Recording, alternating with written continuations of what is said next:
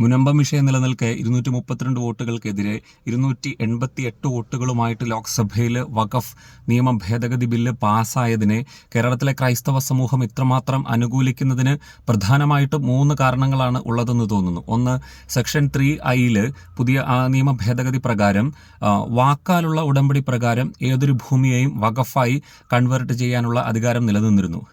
ആ verbal agreement എന്നുള്ള ആ സ്ഥാനത്ത് കൃത്യമായ ഗവൺമെന്റ് ഡോക്യുമെന്റ് ഉണ്ടെങ്കിൽ മാത്രമേ ഇനിയൊരു ഭൂമിയെ വഖഫായി കൺവേർട്ട് ചെയ്യാൻ സാധിക്കുകയുള്ളൂ എന്ന നിയമമാണ് വരുന്നത്. രണ്ടാമതായിട്ട് ഏതൊരു വ്യക്തിക്കും ഭൂമിയെ വഖഫായിട്ട് കൺവേർട്ട് ചെയ്യാം എന്നുള്ള സ്ഥാനത്ത് കൃത്യമായി 5 വർഷം എങ്കിലും 5 വർഷം ഇസ്ലാം മതം പ്രാക്ടീസ് ചെയ്യുന്ന ഒരാൾക്ക് മാത്രമേ ആ വഖഫായി ഭൂമിയെ വിലയിരുത്താൻ സാധിക്കുകയുള്ളൂ എന്നുള്ള നിയമം പുതിയ മാറ്റം വരുന്നു. മൂന്നാമതായിട്ട് ഏറ്റവും പ്രധാനമായിട്ട് ഈ വഖഫ് ബോർഡിന്റെ ആ പവർ ലിമിറ്റും പ്രോപ്പർട്ടി യൂസേജും കൃത്യമായി ഗവൺമെന്റിന്റെ അണ്ടറിൽ റെഗുലേറ്റ് ചെയ്യപ്പെടും. കാരണം ഒരു ഭൂമിയുടെ ഒരു സർവേ അധികാരവും വഖഫ് നിർണയാധികാരവും ജില്ലാ കളക്ടർ ഏറ്റെടുക്കുന്ന ഒരു മാറ്റമാണ് പ്രധാനമായിട്ടും വരുന്നത്.